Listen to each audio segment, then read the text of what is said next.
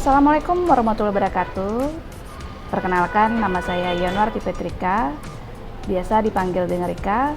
Saya merupakan salah satu dosen di Prodi D3 Gizi, jurusan Gizi Poltekkes Kemenkes Pontianak. Bidang ilmu yang saya ampu adalah bidang ilmu gizi dengan beberapa mata kuliah yang saya ajar, diantaranya mata kuliah survei konsumsi pangan, mata kuliah metode penelitian, mata kuliah penilaian status gizi, mata kuliah jurnal review, mata kuliah statistik, mata kuliah teknologi informasi gizi, mata kuliah deteksi penyakit infeksi, dan mata kuliah asuhan critical ill.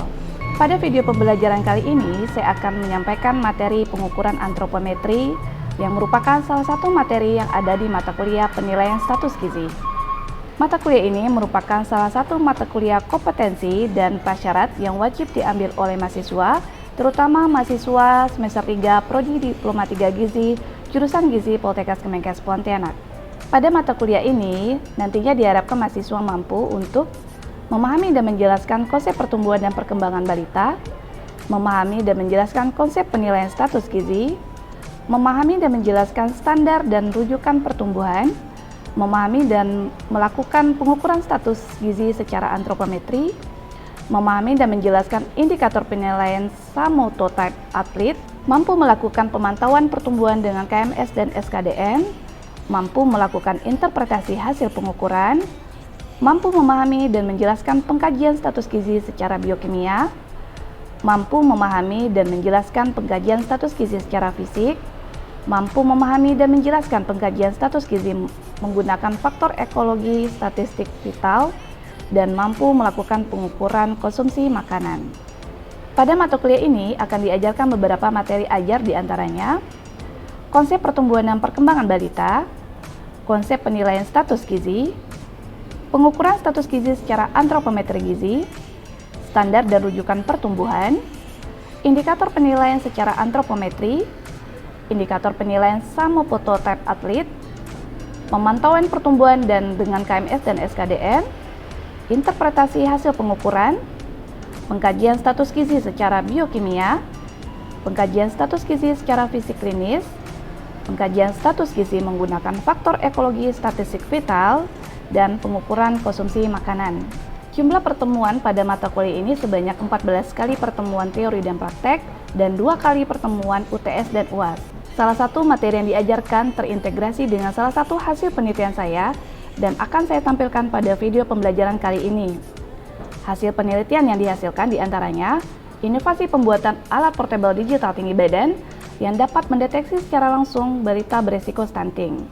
Alat ini pertama kali dipamerkan pada Edu Health Fair tahun 2022 dan kemudian dipublikasikan pada Jurnal Pengabdian Masyarakat.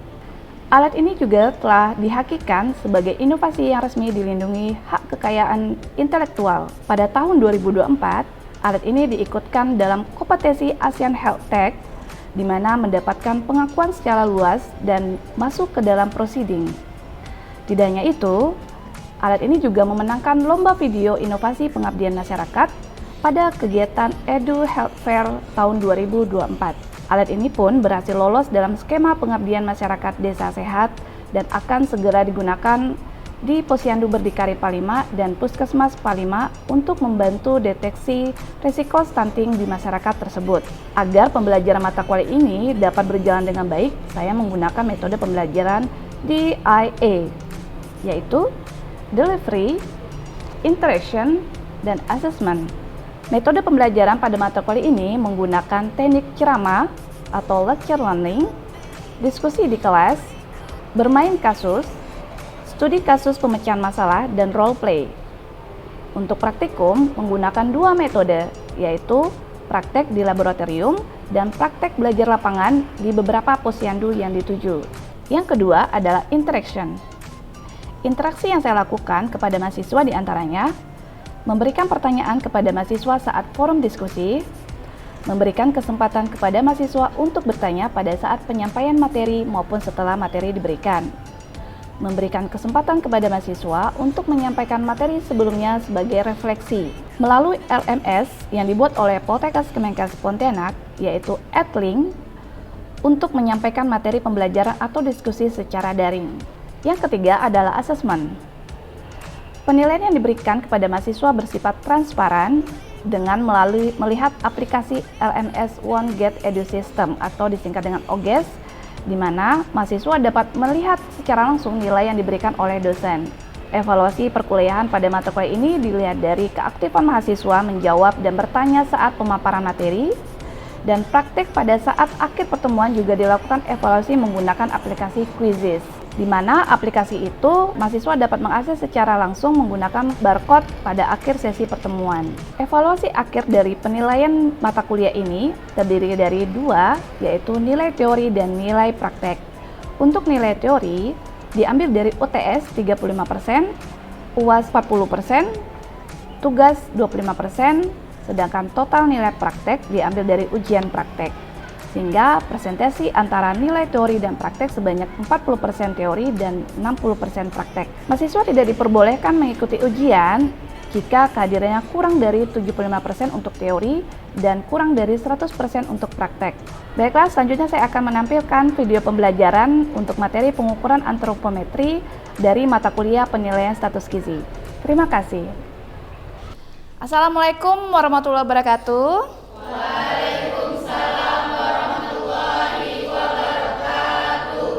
Selamat pagi mahasiswaku sekalian. Pagi, Bu. Alhamdulillah kita bertemu lagi dalam mata kuliah penilaian status gizi tapi dengan materi yang berbeda. Materi yang pada hari ini tentang pengukuran antropometri.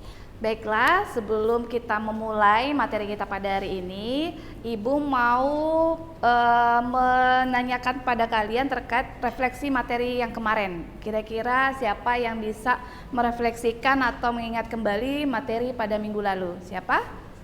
Oke, silakan Melinda. Yang pertama ada penilaian status gizi memiliki dua metode. Yang pertama metode langsung dan metode tidak langsung. Metode langsung itu seperti antropometri, klinik, dan biokimia. Metode tidak langsung itu seperti faktor konsumsi, faktor ekologi, dan faktor statistik vital.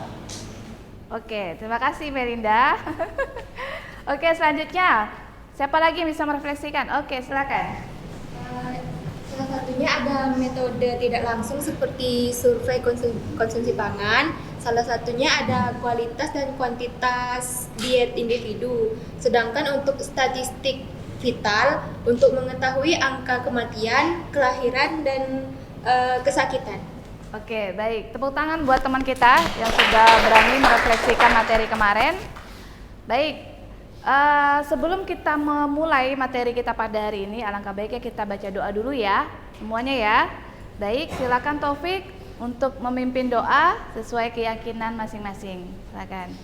Sebelum memulai materi kita pada hari ini, marilah kita berdoa menurut agama dan kepercayaannya masing-masing. Tentang berdoa dimulai. Tentang berdoa selesai. Alhamdulillah. Baik, mahasiswaku sekalian, Ibu sekarang akan memaparkan materi terkait pengukuran antropometri. Nah, Ibu jelaskan dulu ya untuk sistem perkuliahan kita pada hari ini. Selain materi yang Ibu sampaikan, Ibu juga akan mengadakan studi kasus. Tapi studi kasusnya dalam bentuk bermain, ya. Nanti ada 5 kelompok yang akan dibagikan oleh CO. Nanti setiap kelompok akan mendapatkan studi kasus masing-masing, ya. Nanti Ibu akan jelaskan lebih detailnya setelah materi ini, ya. Nanti juga ada kuis ya, kuis setelah materi Ibu sampaikan. Nanti di situ ada barcode-nya. Jadi kalian tinggal scan, nanti ada kuisnya. Bisa dipahami? Bisa. Baik. Sekarang adalah pengukuran antropometri gizi. Capaian pembelajaran dari mata kuliah ini atau materi ini, pertama supaya kalian nanti mampu mengetahui, bisa mempelajari, bisa sekaligus mempraktekkan secara langsung penilaian status gizi, baik itu secara antropometri, klinis, biokimia, dan asupan makan. Nah, pada pertemuan kali ini, sub CPMK-nya diharapkan nanti kalian mampu memahami dan bisa mempraktekkan pengukuran status gizi secara antropometri. Ya. Nah, metode pembelajaran kita ada 3. Pertama, nanti pemaparan materi dulu dari Ibu. Kemudian ada studi kasus, nanti akan Ibu sampaikan permainannya seperti apa. Kemudian yang terakhir adalah praktek di laboratorium PSG. Nah, sekarang kita masuk ke inti materi. Ya, pertama, pengertian dari antropometri. Antropometri itu adalah penilaian status gizi yang berhubungan dengan berbagai macam pengukuran, baik itu ukuran tubuh maupun komposisi tubuh. Ya, nah, antropometri ini biasa sering digunakan untuk melihat ada tidak keseimbangan atau ketidakseimbangan antara energi dan protein. Ya, kemudian juga bisa untuk melakukan melihat apa ada tidak keseimbangan antara pola pertumbuhan fisik, kemudian ada jaringan tubuh seperti lemak, otot, dan jumlah air dalam tubuh.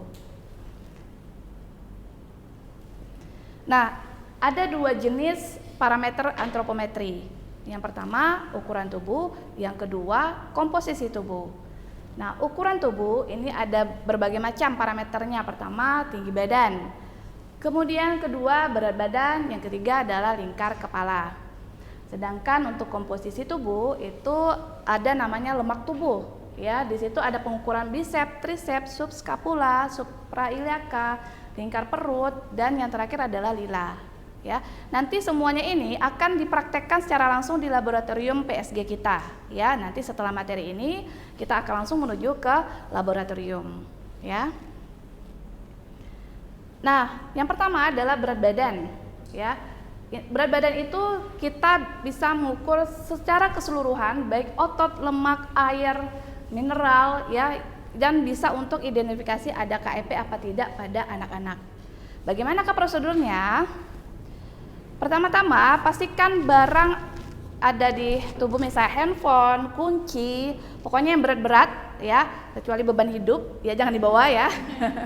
Itu kita keluarkan, baru kita pastikan posisi lantai itu rata, jangan ada yang bergeleng-gelendeng, ya. Jadi posisikan rata, si responden naik, jangan menggunakan alas kaki, alas kakinya dilepas, ya. Kemudian naik. Posisi responden jangan sampai menunduk, ya. Posisinya tegak lurus, pandangan ke depan. Yang menunduk itu adalah yang membaca hasil si kitanya. Kita menunduk, kita baca pas antara mata sama garis atau alatnya itu sejajar. Kalau kita menggunakan pegas ya, tapi kalau menggunakan digital kita tinggal lihat aja angkanya, gitu ya. Nah, dari beberapa alat yang sudah ada yang umumnya lumrah, nah ini ada salah satu alat khusus yang Ibu ciptakan untuk mengukur tinggi badan secara langsung. Dan ini spesialnya itu pakai telur, enggak ya. Spesialnya itu dia bisa mengukur, mendeteksi secara langsung balita beresiko stunting. Ya, bagaimana sih caranya? Ya, kayak mana sih bentuknya? Nah, di sini. Bentuknya seperti ini. Nah, ini sebenarnya Ibu sudah upgrade lagi. Ini yang awal, yang pertama kali Ibu ciptakan. Nah, di sini bisa untuk mendeteksi secara cepat balita berisiko stunting, ya. Jadi dengan kita, dan ini mengukur tinggi badan secara sensor ya. Sensor tinggal diletakkan saja di atas kepala anak. Nanti ditekan untuk umur, jenis kelamin, kemudian tekan tinggi badan sensornya, dia akan ketahuan tinggi badan berapa, baru kita lihat Z-score-nya, dia stunting apa tidak atau risiko stunting apa tidak, gitu ya. Nah, ini cara kerjanya, ya, nanti akan Ibu sampaikan ya. Nah, ini upgrade, ya, sudah Ibu upgrade. Yang awalnya pakai tombol tekan-tekan gitu, manual. Nah, ini sudah touchscreen, ya, sudah di-upgrade. Nah, pengennya ke depannya nih nanti alat Ibu ini sudah terdeteksi, maksudnya langsung terkoneksi ke Android. Jadi biar ngetiknya dari HP aja, dari alat itu ditampilkan ngetiknya di HP, udah langsung bisa semua indikator, tidak hanya risiko stunting saja, ya. Nah, ini beberapa alat yang sering digunakan, ada yang digital, kemudian Dachin, baby scale, microtoy, stadiometer, infantometer. Nanti ini akan Ibu kenalkan pada saat di lab ya, alat-alatnya. Oke, nah kesimpulannya, apa sih kesimpulannya ya? Pada ibu hamil ini biasanya digunakan untuk memantau kesehatan ibu. Begitu juga pada balita, ya. Nah, pada balita ini gunanya untuk melihat deteksi ada gangguan pertumbuhan enggak sih, gitu ya, terutama pertumbuhan fisiknya. Oke, sampai di sini ada yang mau ditanyakan? Tidak ada? Baik. Nah, sekarang seperti Ibu sampaikan ada kuis. Silakan kalian scan barcode di sini. Silakan di scan barcode-nya. Nanti ada kuis dari Quizizz, ya. Waktunya dia hanya 5 soal saja ya. 5 soal saja. Waktunya per soal itu 5 detik. Silakan kalian barcode. Ya. Dikasih waktu 2 sampai 3 menit. Silakan mengerjakan.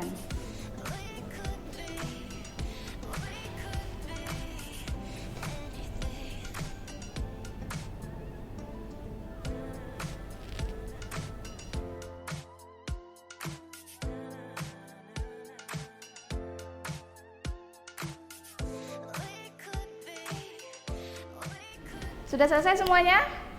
Sudah. Oke, baik. Oke, terima kasih. Ya, ada sedikit quotes dari Ibu, ya. Kamu tidak perlu menjadi luar biasa untuk memulai. Tetapi kamu harus memulai untuk menjadi luar biasa. Semangat buat kita semua. Baik. Nah, last session yang terakhir ya, kita mengadakan bermain kasus. Ya, akan dibagi sebanyak 5 kelompok. Ya. Pertama, setiap kelompok akan memilih secara acak studi kasusnya seperti ini. Ini sudah Ibu siapkan 5 nomor. Setiap nomor mempunyai studi kasus. Ya, studi kasusnya berbeda-beda ya. Setelah mendapatkan kasus, setiap kelompok akan diminta untuk menentukan jenis pengukuran antropometri yang tepat. Nanti ada pertanyaannya. Misalnya apa? Oh, lila. Bagi kelompok yang tidak bisa menjawab, akan dilempar ke kelompok yang bisa menjawab. Dan kelompok yang bisa menjawab akan mendapatkan poin 10. Ya. Bagi kelompok yang tidak bisa menjawab, tidak ada pengurangan nilai, tetapi nilainya kosong. Gitu ya. Jadi usahakan menjawab dengan benar ya. Oke. Kemudian kelompok yang sudah mendapatkan kasus tersebut akan memilih secara acak pertanyaan. Tadi kan sudah menjawab ya. Di sini ada 3 pertanyaan. Akan dipilih secara acak, mau pertanyaan apa. Dan kelompok itu wajib menjawab pertanyaan dari yang dipilihnya. Bagi kelompok yang tidak bisa menjawab, akan dilemparkan ke kelompok lain yang bisa menjawab. Ya. Dan begitu seterusnya. Nah, diskusi untuk menjawab pertanyaan ini itu Ibu kasih waktu 5 menit saja, ya, karena pertanyaannya nggak panjang, ya, sedikit saja, ya. Bisa dipahami sampai sini? Bisa? Bisa kita mulai? Bisa, baik. Silakan. Silakan, siapa yang mau milih? Oke. Ya, 5. Silakan berdiri ya. Yang lainnya dengarkan. Seorang ibu membawa anaknya yang berusia 10 bulan datang ke posyandu. Selain diukur BB dan TB, anak tersebut juga dilakukan pengukuran lainnya untuk melihat apakah ada kelainan patologis yang berkaitan dengan otak atau bagian kepala. Tugasnya tentukan parameter indikator antropometri yang tepat untuk mengukur anak tersebut. Ya, silakan berdiskusi. 20 detik. Yang lain siap-siap. Kalau tidak bisa jawab, silakan angkat tangan ya, kelompok lain ya. 5, 4, 3, 2, 1. Apa jawabannya? Medline kepala. Medline, Bu. Itu alat. Alatnya. Apa tadi?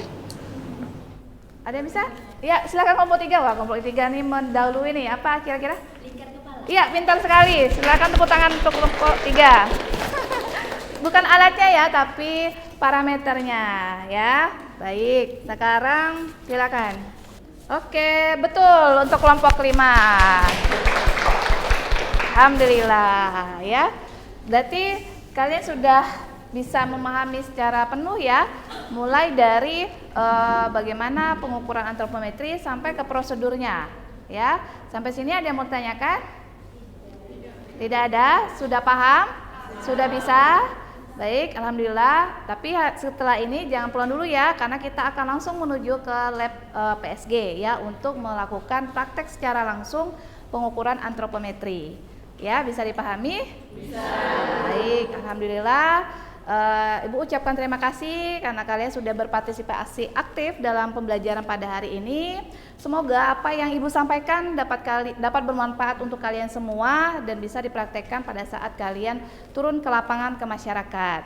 Lebih kurangnya Ibu mohon maaf. Ibu akhiri, wabillahi taufiq wal hidayah. Wassalamualaikum warahmatullahi wabarakatuh. Waalaikumsalam warahmatullahi wabarakatuh. Selamat siang semuanya. Assalamualaikum warahmatullahi wabarakatuh. Waalaikumsalam warahmatullahi wabarakatuh. Selamat siang mahasiswaku sekalian.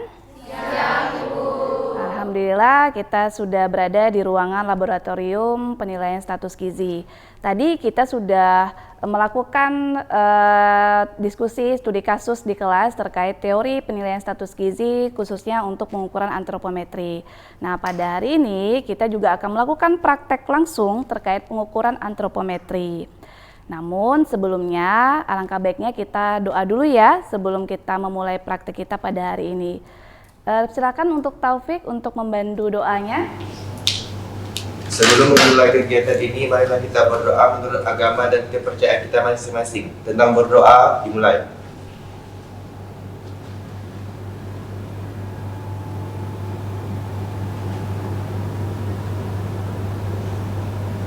Berdoa selesai.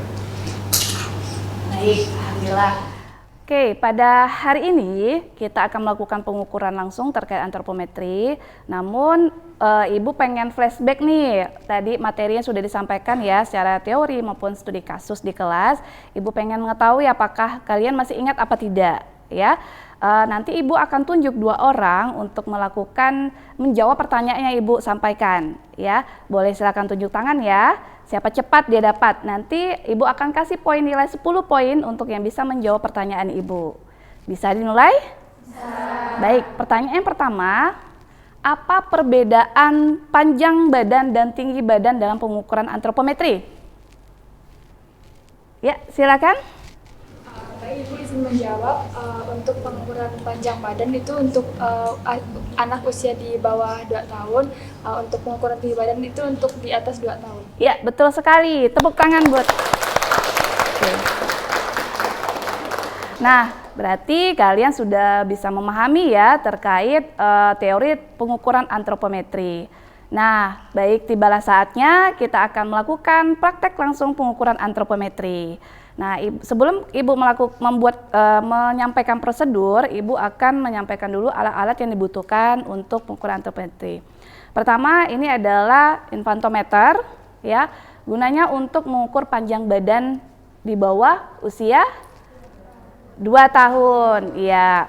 Kemudian ada namanya alat mikrotois. Nah, ini dulu sering digunakan di posyandu, namun sekarang ini sudah berganti alat menjadi stadiometer.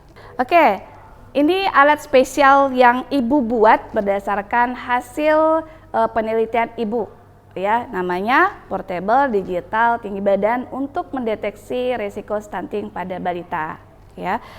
Nah, keistimewaan alat ini pertama dia dapat mendeteksi secara sensor. Nah, di sini ini pastikan kalibrasinya antara ini sampai ke sini sudah pas. Misalnya di sini 150 atau misalnya sini 100. Maka kita kalibrasinya di sini 100, ya. Nah, caranya sama seperti pakai stadiometer, ya. Antara ada 5 titik yang harus menempel sama kepala, bahu, bokong, betis sama tumit harus menempel. Jadi kita tinggal ketik saja tinggi badan, ditekan tinggi badannya. Nah, kemudian dia akan muncul berapa. Baru kita masukkan umur, kemudian masukkan jenis kelaminnya, laki-laki atau perempuan, baru kita proses. Nah, nanti akan muncul tampilan dia beresiko stunting apa tidak, ya.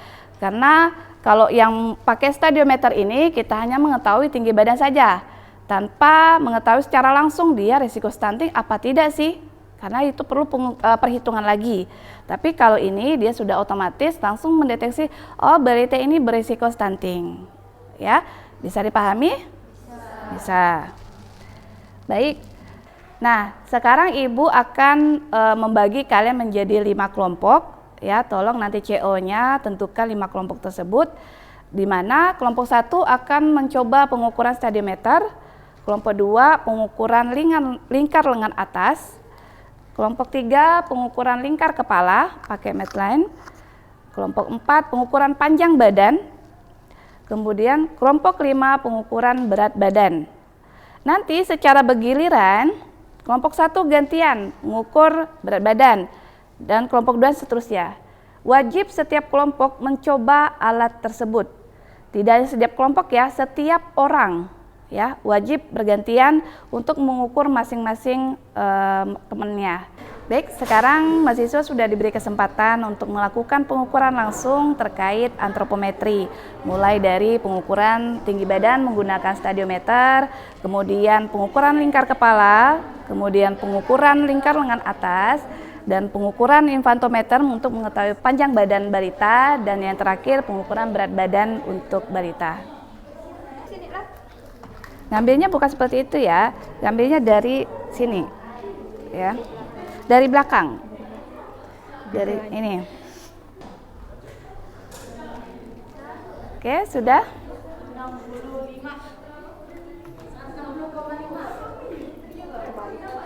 Ya, mulai dari titik sini. Ini aktifkannya tombol ini. Nah, coba. Nah, tekan ini. Nah, nanti anaknya akan berdiri di sini. Dia akan terkonek. Oke, masukkan umur.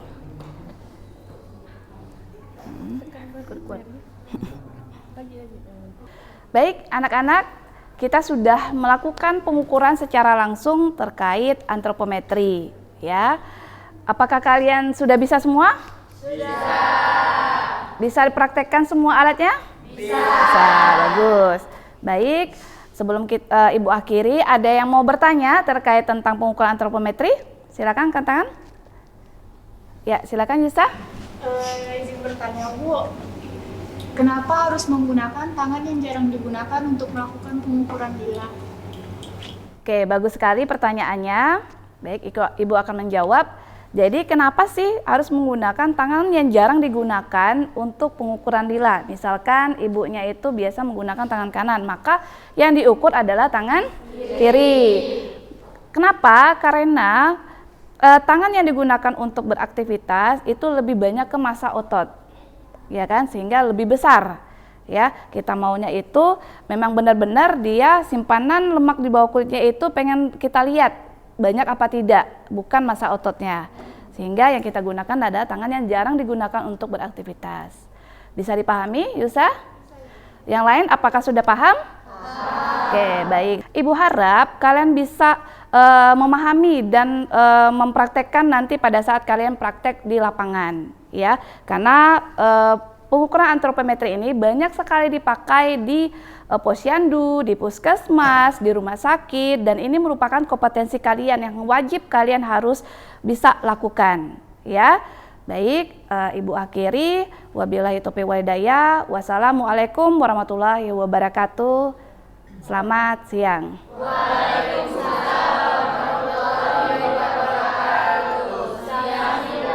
Demikianlah video pembelajaran dari materi pengukuran antropometri pada mata kuliah penilaian status gizi. Saya ucapkan terima kasih. Saya akhiri. Wabillahi taufiq wal hidayah. Wassalamualaikum warahmatullahi wabarakatuh.